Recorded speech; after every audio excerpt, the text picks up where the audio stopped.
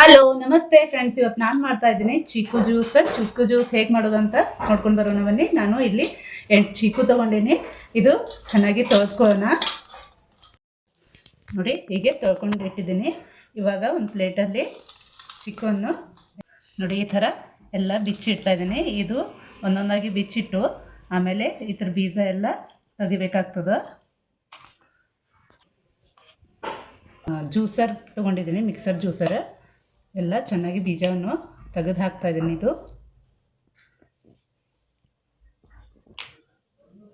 ನಾನು 1 ಸ್ಪೂನಷ್ಟು ಸಕ್ಕರೆ ಹಾಕಿದ್ದೀನಿ.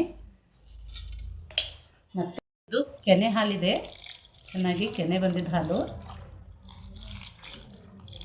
1 ಗ್ಲಾಸಷ್ಟು ಹಾಕಿದ್ದೀನಿ. ಇದು ನಾವು ಮಿಕ್ಸರ್ ಮಾಡ್ಕೊಂಡು ಬರೋಣ ಬನ್ನಿ. ಇವಾಗ ಮಿಕ್ಸರ್ ಮಾಡಿದಂಥ ಜ್ಯೂಸ್ ಹಾಕ್ತಾ ಇದ್ದೀನಿ.